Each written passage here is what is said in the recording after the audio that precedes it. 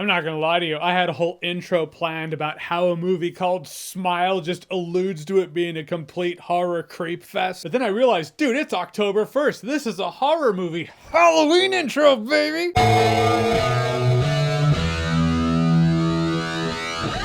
Alright, so Smile is written and directed by first-time filmmaker Parker Finn. He's done a couple of shorts, but this is his big move into a feature film. It follows a psychologist played by Sosie Bacon who has a patient who's like, I see smiling people everywhere, but they're not real people.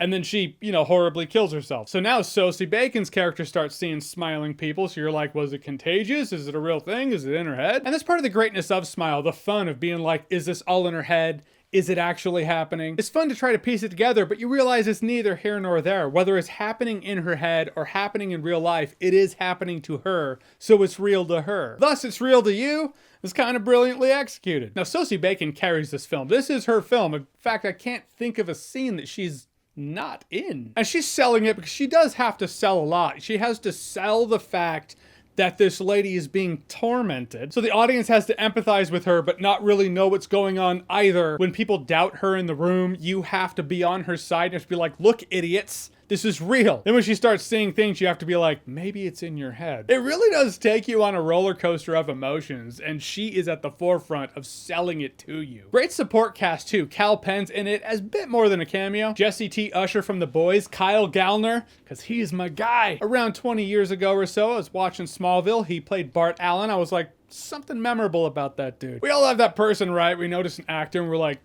he's going places, and they do, and you're like, I could be an agent. I do like how this movie does blend the lines between horror and thriller. They're very close in concept, but usually when you watch a movie, it is horror or thriller. This movie has some epic scares too. It does have some jump scares, some of my least favorite parts of the movie, but in execution, it is still the thing that's there to scare you that scares her. It's not some douchebag all like, hey, what's up? How's it going? So, what are you doing later? Right, it's not jump scares like that. There is a bit more payoff with these scares in the sense that it is building tension, and then tension does explode. But my favorite parts were the anxiety that came before that. She's staring down the hallway into a dark room, and you're like, don't do that. Just stays on that dark spot for longer than is comfortable. Or maybe it was just a lighting thing, something in the background that looks like someone's just standing or sitting there. I feel like Parker Finn has a concept of what freaks people out most and how to really tweak a setting in a house to optimize that fight or flight that you're gonna feel. I will say there were a couple of cartoony elements, both visually and conceptually. Visually, at a point, there's some CGI that starts entering the mix.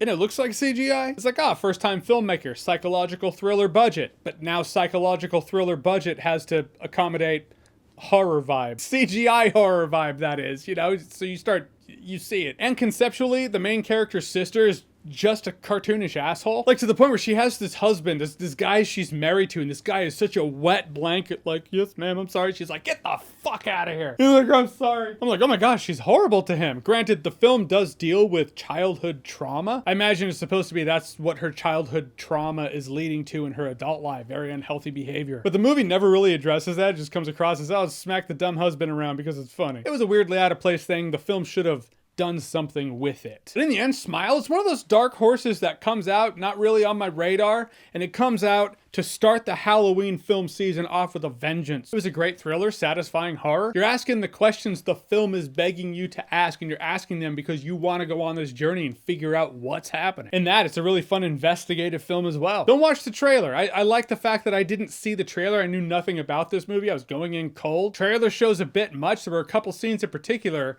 that I didn't see what was coming, but the trailer shows you what is coming. If you watch the trailer, you're not going to know it at the time, but you're going to watch the movie and you're going to be like, oh, that's the setting with I know what's going to happen. I do hope people watch this one. It's a perfect film to bring your friends in on after you've seen it. Picture it, Halloween party, everyone brings their movies and you're like, Smile, you seen it? It's a room full of people like, no, I haven't seen it, no. You're like, perfect. Cannot wait to see you all experience it. That's the kind of vibe this film has for me. It's not every day I give a pass on the jump scares. This movie's a solid fun time, no alcohol required. All right, so Smile, have you seen it? What did you think about it? Whatever you thought, comment below, let me know. And as always, if you like what you've seen here and you want to see more, click right here to see more.